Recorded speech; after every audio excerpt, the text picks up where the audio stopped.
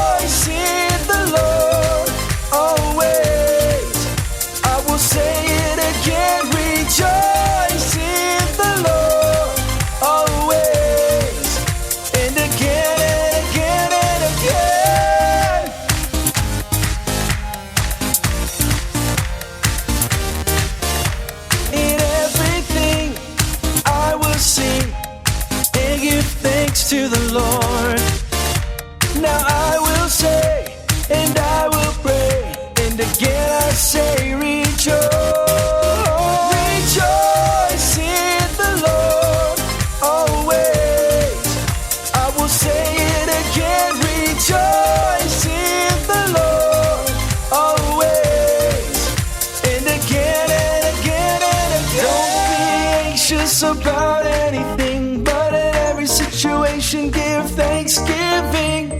Don't be anxious about anything, but in every situation give thanksgiving.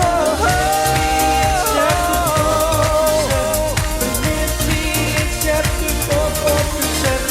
Philippians chapter 4, 4-7. Philippians chapter 4, 4-7. Rejoice in the Lord always. I will say it again. Rejoice in the Lord always. And again and again and again.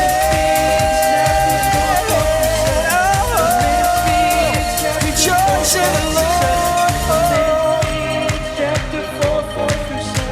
Philippians chapter 4, 4-7.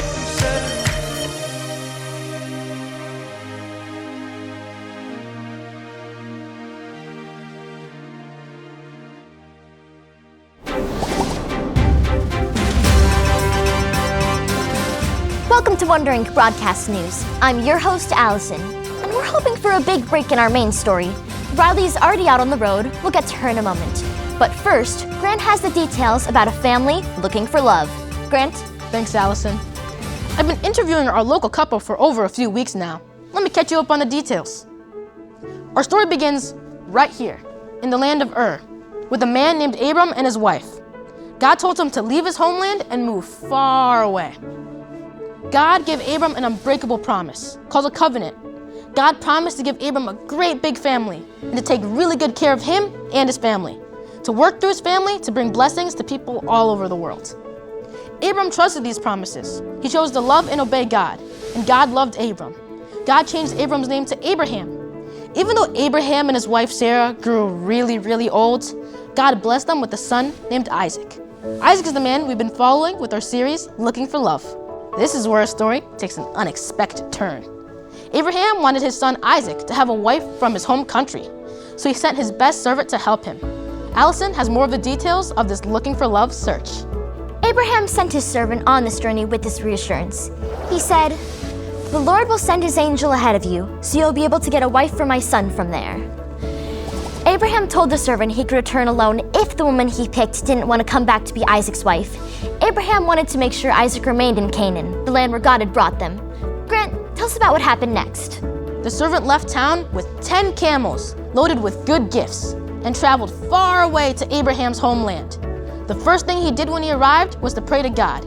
He knew that he would need God's help in finding just the right bride for Isaac. And that's the last we've heard of him.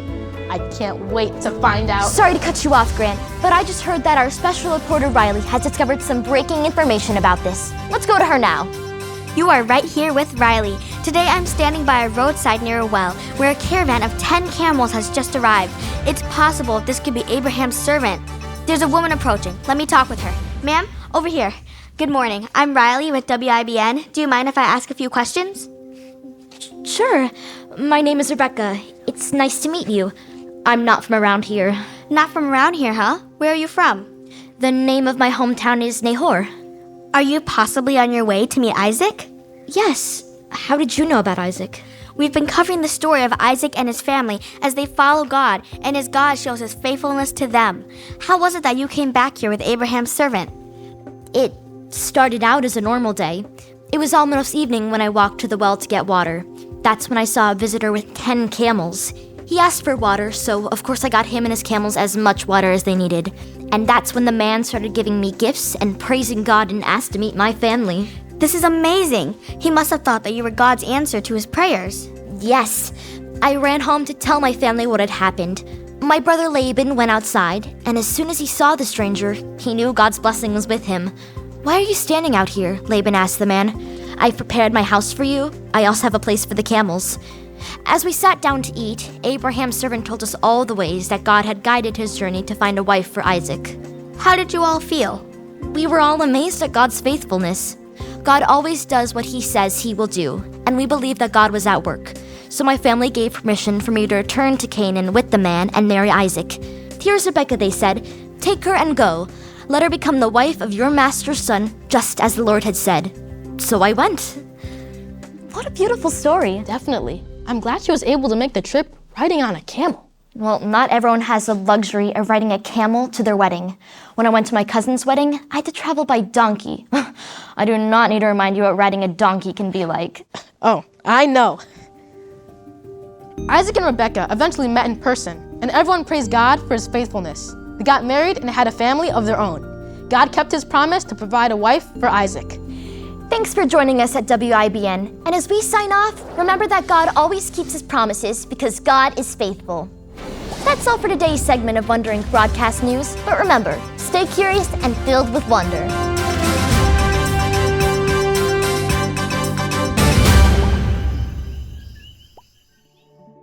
Okay, so that was a silly way to retell the story pretending to be a news show. But the cool thing is that this story actually happened long before there were cameras or news stations, and we can read about it in the Bible, so we know it's true.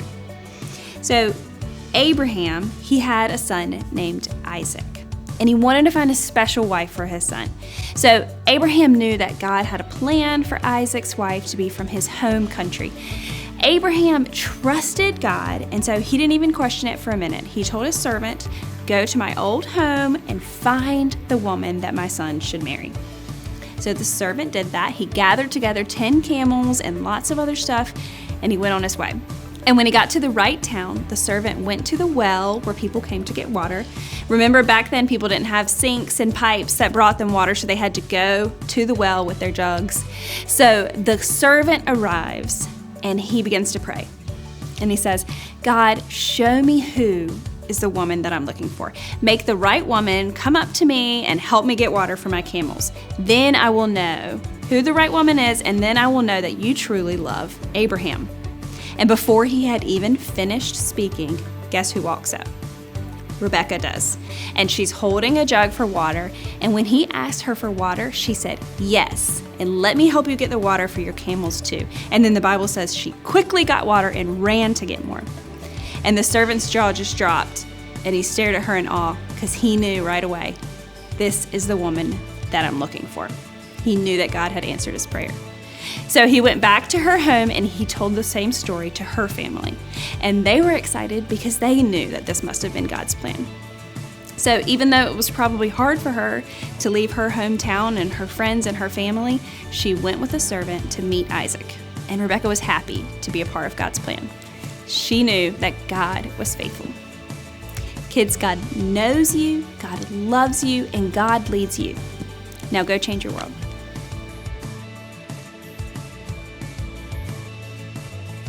Hey Covenant kids, it's time for our word of wonder. It goes like this. So I want you to realize that the Lord your God is God. He is the faithful God. He keeps his covenant for all time to come. He keeps it with those who love him and obey his commandments. He shows them his love. And that is from Deuteronomy 7:9. Okay, so now we're going to do it again, and this time I'm going to say a line, and then I want you to repeat it after me to help you remember. Okay, so I want you to realize that the Lord your God is God. He is the faithful God. He keeps his covenant for all time to come. He keeps it with those who love him and obey his commandments. He shows them his love. Deuteronomy 7:9. Great job.